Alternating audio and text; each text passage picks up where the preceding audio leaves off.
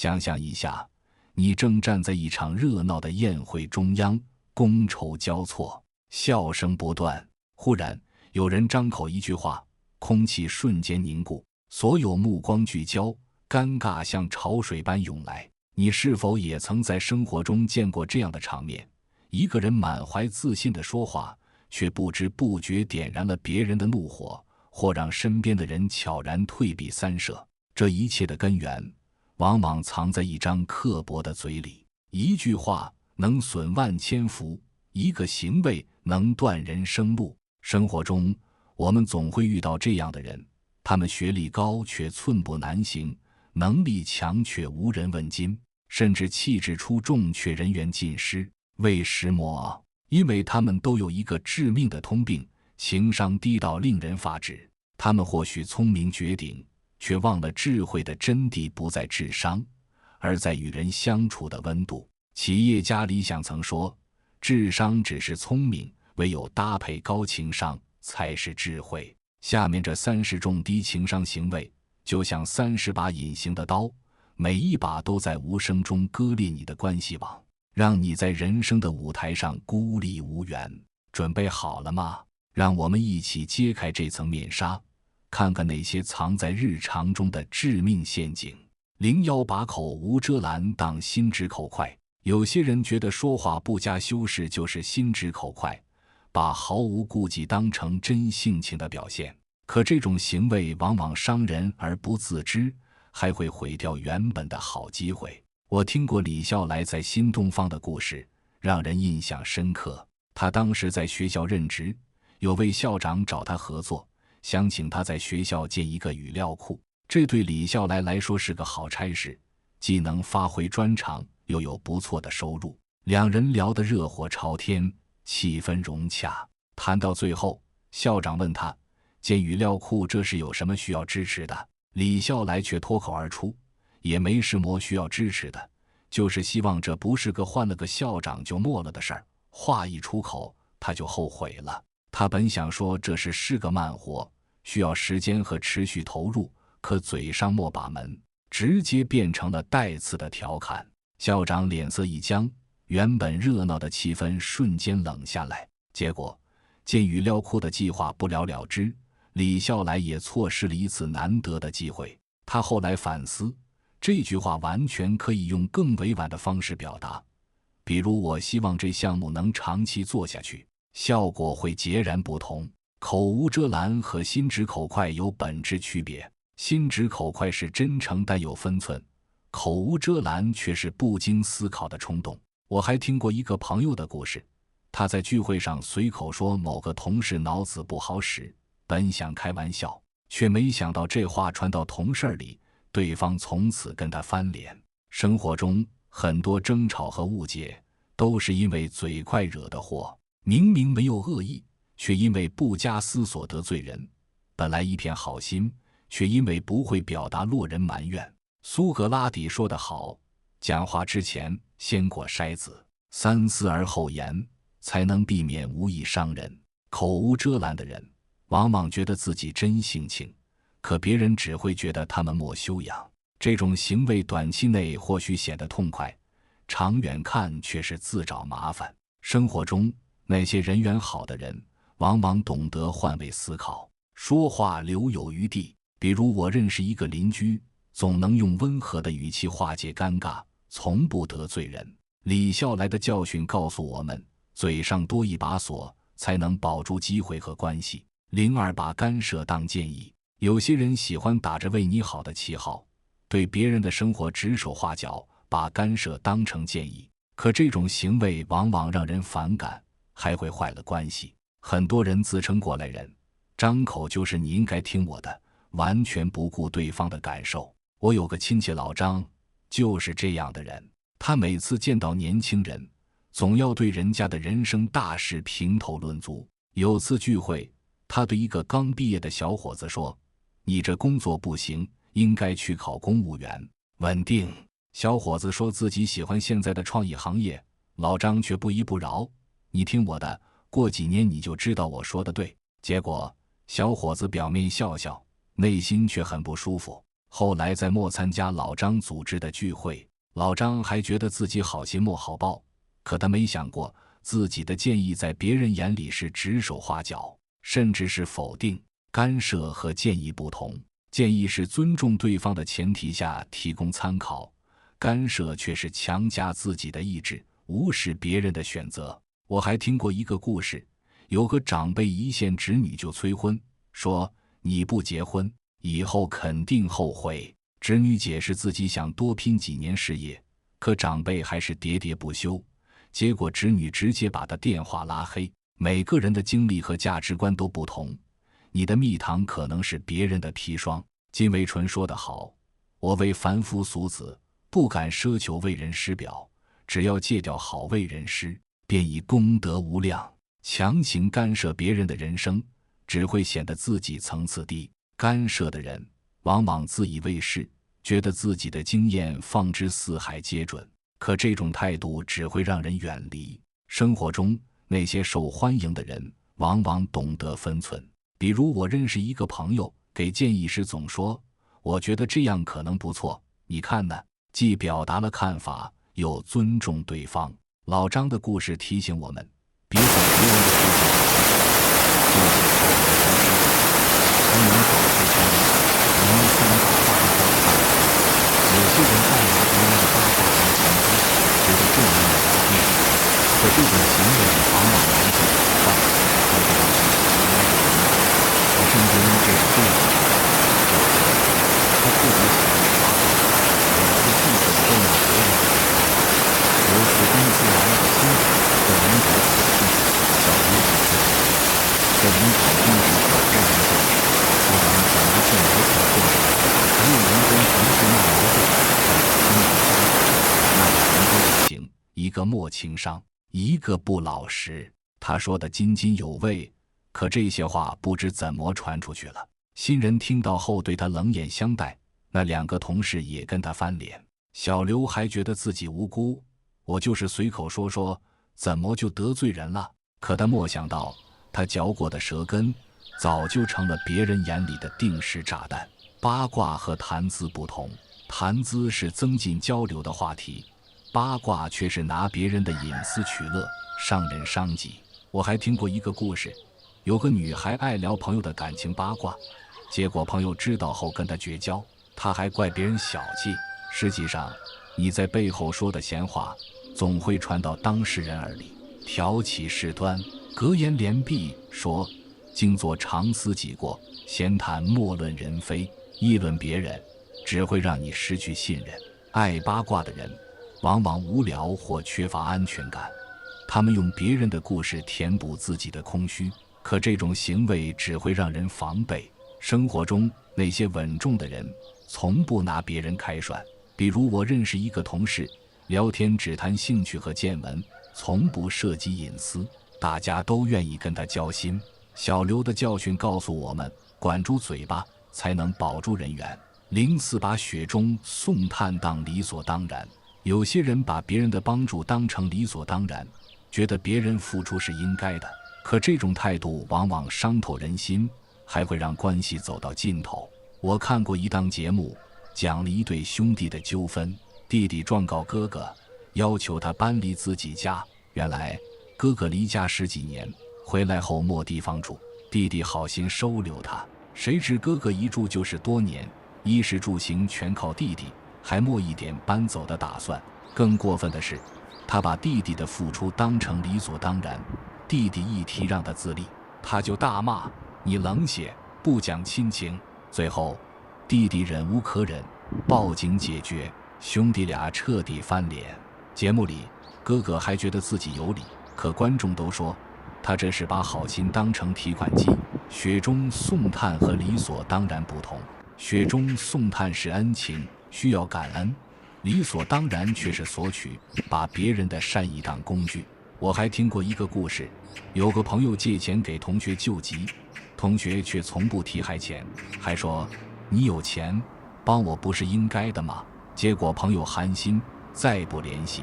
有一句话说得好，我每天给你1颗糖，你习惯了，觉得理所当然，哪天不给了你就生气，这世上最伤人的，就是把别人的付出踩在脚下。这种人往往缺乏感恩心，他们只想拿，不愿给。可再好的感情，也经不起单向透支。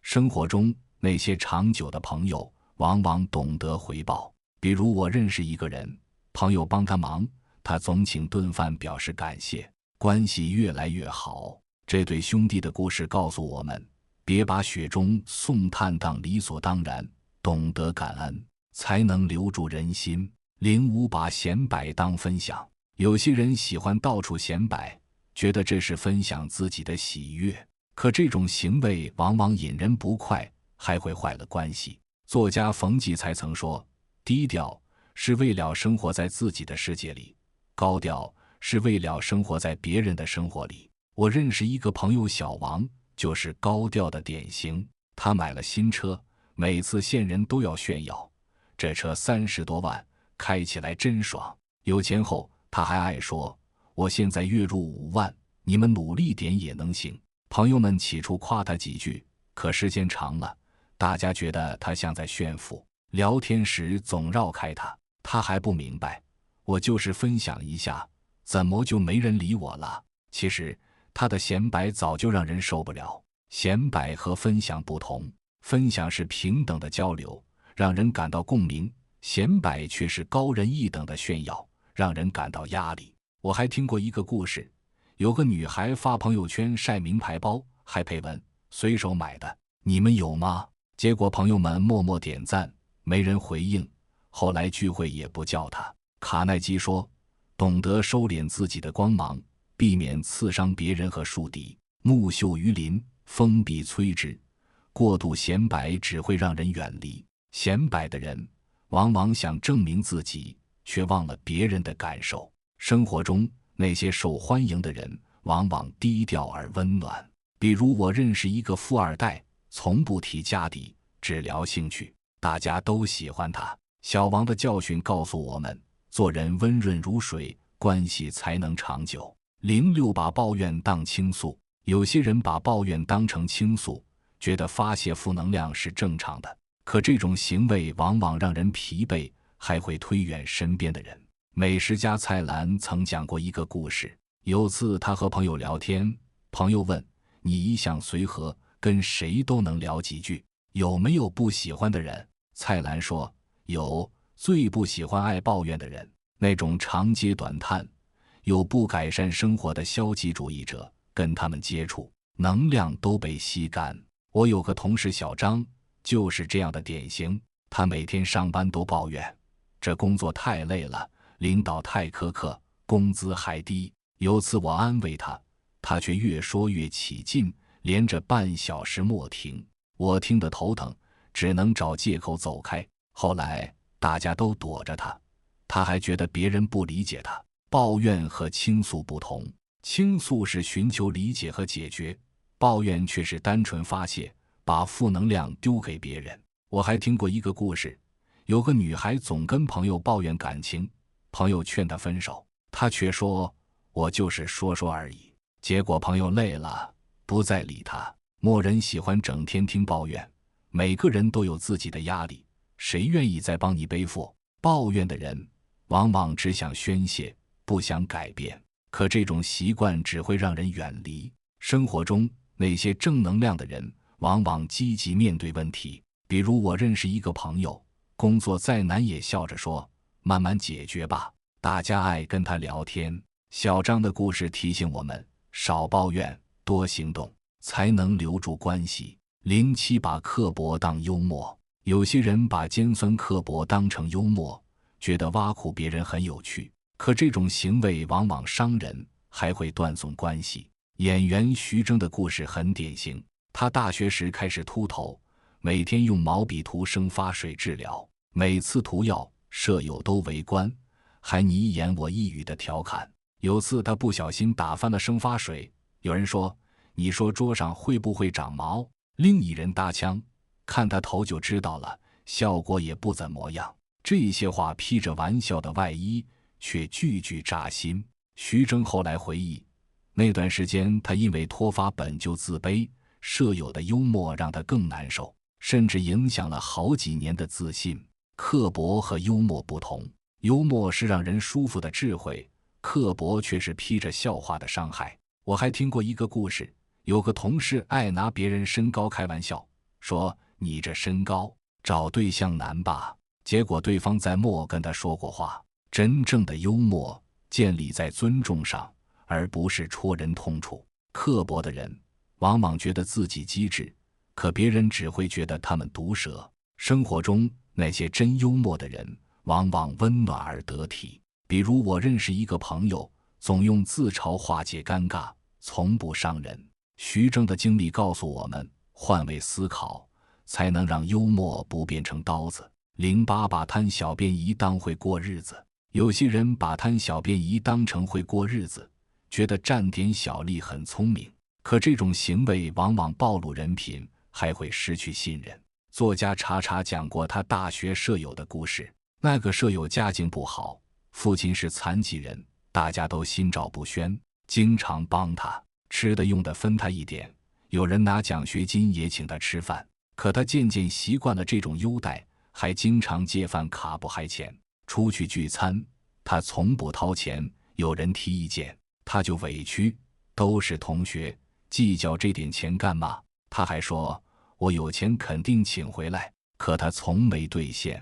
时间长了，大家看出他的本性，慢慢疏远他。他还觉得别人小气，可谁愿意跟爱占便宜的人长久相处？贪小便宜和会过日子不同，会过日子是合理规划，贪小便宜却是只想的不想给。我还听过一个故事，有个邻居每次借东西不还，还说我这是节俭，结果没人再借给他，总想不劳而获，只会让人瞧不起。这种人往往目光短浅，斤斤计较，却丢了大格局。生活中那些受尊敬的人往往大方得体。比如我认识一个朋友，总主动买单，大家更愿意帮他。查查舍友的故事提醒我们，别用贪心坏了人品，真诚才能长久。09把抬杠当讲理。有些人爱抬杠，觉得唱反调很有见解，可这种行为往往让人厌烦，还会坏了关系。我有个朋友小李，就爱跟人抬杠。你说吸烟有害健康，他说有人抽了一辈子还活到90。你说趁年轻要努力，他嘲笑末背景再努力也没用。不管你说什么，他总有反话，觉得自己伶牙俐齿。可朋友们私下说，跟他聊天太累了，像吵架。渐渐的，没人愿意跟他多说，他还觉得自己有理，说我只是讲道理。可这种抬杠哪里是讲理，分明是找茬。抬杠和讲理不同，讲理是理性交流，抬杠却是为反对而反，争个高下。我还听过一个故事，有个同事开会总反驳别人，结果团队不带他玩，他才傻眼。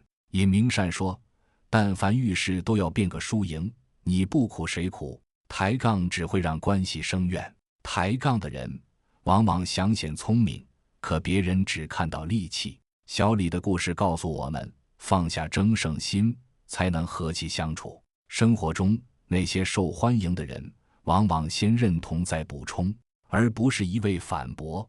10把人情当捷径。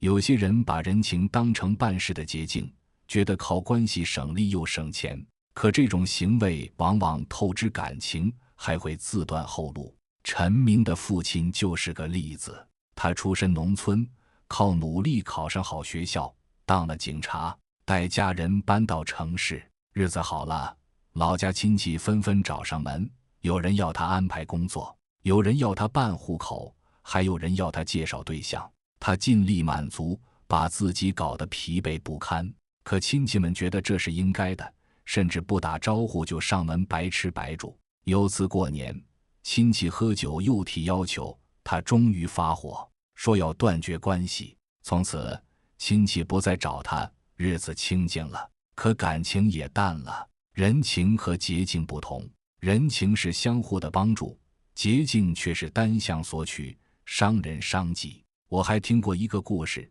有个朋友总找同学帮忙，却从不回报，最后没人理他。情商是什么？说情商是理解和控制情感的能力，把人情用得有度，才能长久。这种人往往只顾眼前，却忘了人情有限。陈明父亲的故事告诉我们，别把关系当提款机，留点余地，才能走得远。